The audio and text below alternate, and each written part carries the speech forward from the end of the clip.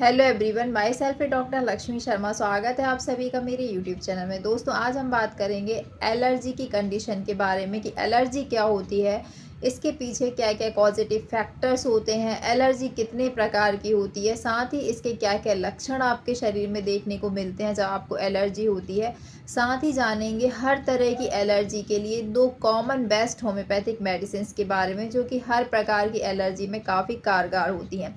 तो इन सभी को हम जानेंगे डिटेल्स में। इसके पहले दोस्तों, अगर आप मेरे चैनल पर नए हैं या वीडियो को पहली बार देख रहे हैं तो बेल आइकन को प्रेस करके चैनल को सब्सक्राइब जरूर कर लें। वीडियो बहुत ही इंफॉर्मेटिव है, इसलिए वीडियो को बिना स्किप किए एंड तक जरूर देखें। तो चलिए शुरू करते हैं। एलर्जी को जानने के पहले दोस्तों जान लेते हैं कि इम्यून सिस्टम क्या होता है और ये किस तरह से हमारी बॉडी में रोल प्ले करता है।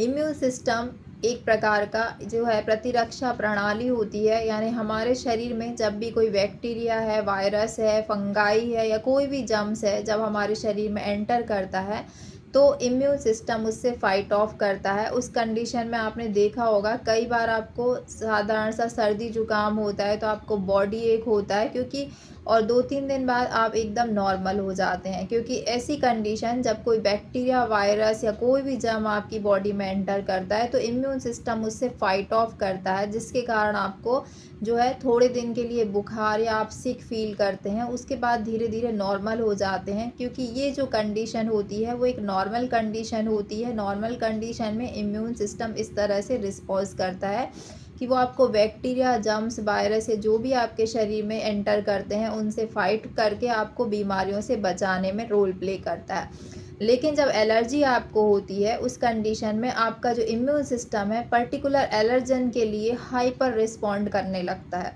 यानी कि वो बहुत ज़्यादा रिस्पॉन्स करने लगता है। उस कंडीशन में आपको एलर्जी देखी जा सकती है। इस कंडीशन को हम एलर्जिक कंडीशन कहते हैं।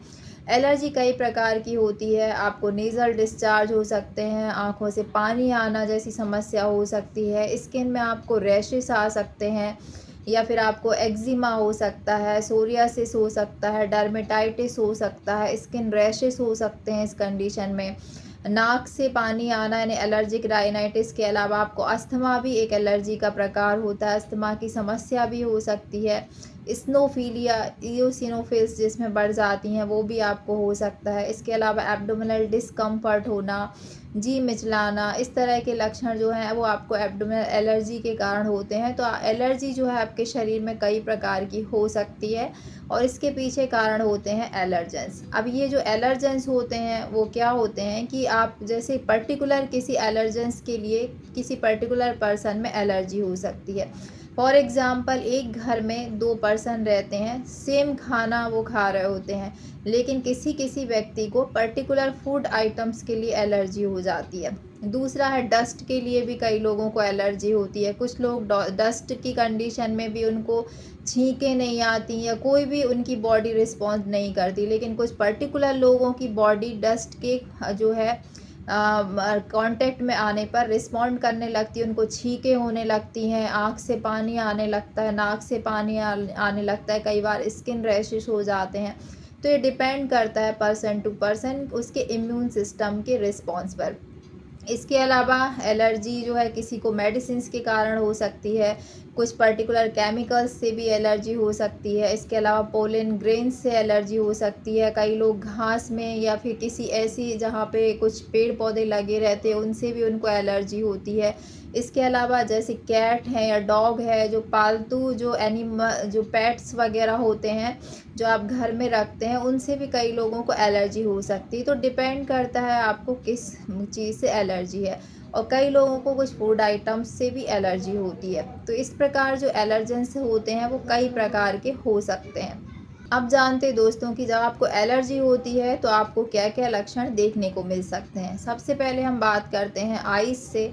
आँखों में अगर आपको आइज़ में कोई एलर्जी होती है तो आपको आइज़ में रेडनेस हो जाती है, वाटरिंग ऑफ आई यानी आँखों से पानी आने लगता है। इसके अलावा कई बार हेडेक भी देखा जा सकता है।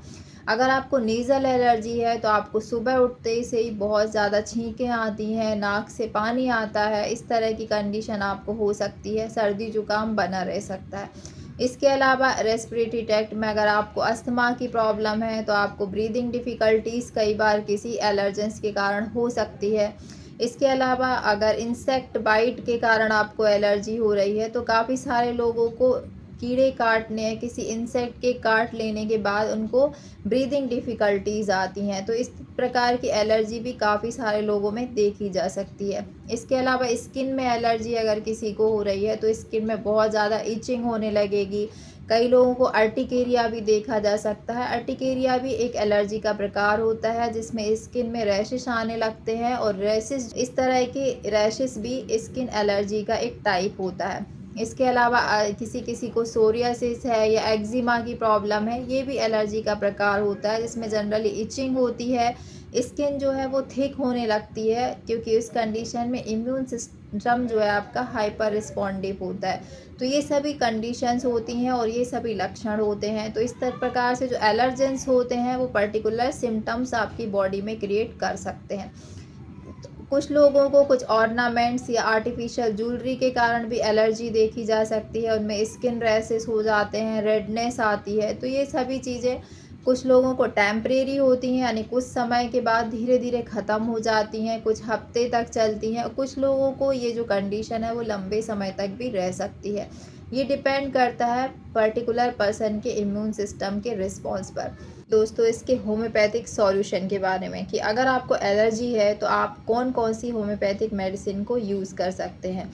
यहाँ पर मैं आपको 2 ऐसी होम्योपैथिक मेडिसिन्स बताने जा रही हूँ जो आप हर प्रकार की एलर्जी में यूज़ कर सकते हैं, और हर तरह की एलर्जी को जब आप इन दवाओं को 1 से 2 महीने लगातार लेते हैं, तो 75% टू 80% तक आपकी एलर्जी की समस्याएं रिकवर हो जाती हैं, और काफ़ी सारे लोगों में 100% तक ये मेडिसिन क्यूरेबल होती हैं सभी प्रकार की एलर्जीज़ के लिए। इसमें सबसे पहली जो मेडिसिन आती है वो है इचिनीशिया मदर टिंचर। इकिनीशिया जो मदर टिंचर है, इसे इकिनीशिया एचिनीशिया के नाम से जाना जाता है। ये होम्योपैथी में काफ़ी पॉपुलर मेडिसिन होती है इम्यून सिस्टम को बूस्ट करने के लिए। जब आपको किसी प्रकार की एलर्जी होती है तो आपका जो इम्यून सिस्टम है वो सबसे पहले डिस्टर्ब होता है, और वो हाइपर रिस्पॉन्सिव हो जाता है पर्टिकुलर एलर्जन के लिए। तो ये आपके इम्यून सिस्टम को जो है बूस्ट अप करने में हेल्पफुल होती है। इकिनीशिया एक ऐसी दवा होती है, जब आपका इम्यून सिस्टम सफ़रर होता है तो आपको बहुत सारी बीमारियां होती हैं, तो ये सबसे पहले इम्यून सिस्टम को बूस्ट करने में और इम्यून सिस्टम की जो पावर है उसको बढ़ाने में सहायक मेडिसिन होती है।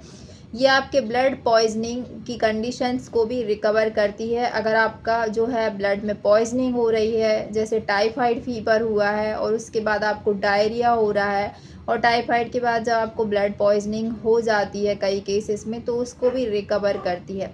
इसके अलावा ब्लड पॉइजनिंग के कारण अगर आपको स्किन एलर्जी हो रही है, स्किन में बॉयल्स हो रहे हैं, बार बार आपको स्किन में इरिटेशन हो रहा है, एक्जिमा है या सोरियासिस है, या कोई भी स्किन रैशेस हो रहे हैं, या इंसेक्ट बाइट करने के कारण भी आपको अगर स्किन एलर्जी हो रही है, तो उस कंडीशन में भी ये काफ़ी हेल्पफुल मेडिसिन होती है। इग्निशिया मदर टिंचर आपके बार बार फोड़े फुंसी होने की जो क्षमता होती है उसको भी कम करता है। इसके अलावा जैसे सोरियासिस है या एक्जिमा है या किसी प्रकार का डर्मेटाइटिस है या कॉन्टैक्ट डर्मेटाइटिस है या फिर आपको पैम्फिकस वल्गैरिस जैसी समस्या है, तो भी ये काफ़ी कारगर दवा होती है। इचिनीशिया मदर टिंचर के साथ मैंने एजादी रेक्टा जो है मदर टिंचर को एक पेशेंट के लिए पैम्फिकस वल्गैरिस के केस में यूज़ किया था। उसकी जो कंडीशन थी वो काफ़ी ज़्यादा, वो स्टेरॉइड लेती थी पहले अपनी कंडीशन के लिए, और लंबे समय से वो 1 डेढ़ साल से स्टेरॉइड पर थी। और जो कंडीशन थी पैम्फिगस वल्गैरिस में, उनकी बार बार जो है वो रिकर होती रहती थी, और उनको स्किन पे छाले आते थे, माउथ में छाले आते थे, जिसके कारण उनकी जो दैनिक दिनचर्या थी वो काफ़ी ज़्यादा डिस्टर्ब हो गई थी। लेकिन जब मैंने उनको इचिनीशिया कंटिन्यूस दिया एजादी रेक्टा मदर टिंचर के साथ, तो 1 से 2 हफ्ते में उनकी जो प्रॉब्लम थी वो 60 टू 70% रिकवर हो गई थी। और आज वो पेशेंट, और भी कुछ कॉन्स्टिट्यूशनल मेडिसिन मैंने उसमें ऐड की थी, आज वो पेशेंट पूरी तरह से इस पैम्फिकस वल्गैरिस जैसी कंडीशन से ठीक हो चुकी है।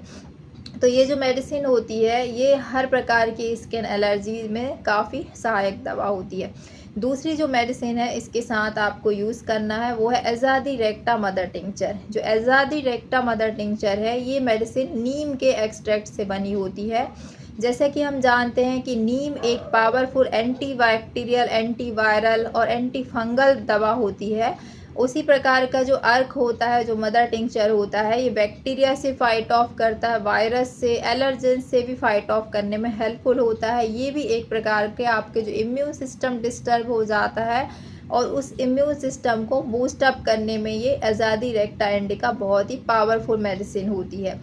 और इसके अलावा ये आपके जो रेस्पिरेटरी ट्रैक्ट इन्फेक्शन है, जैसे नेज़ल डिस्चार्ज आपको बार बार होता रहता है, अस्थमा की प्रॉब्लम है, अपर रेस्पिरेटरी ट्रैक्ट की प्रॉब्लम है, तो उसमें भी ये हेल्पफुल होती है। इसके अलावा अज़ादी रेक्टा इंडिका किसी प्रकार के फंगल इन्फेक्शंस में भी हेल्पफुल होती है। अर्टिकेरिया के केस में ले सकते हैं आप इसको सोरियासिस में ले सकते हैं, डर्मेटाइटिस में ले सकते हैं, या बॉयस या फोड़े फुंसी आपको बार बार होते हैं, उस कंडीशन में भी आप इसका प्रयोग कर सकते हैं।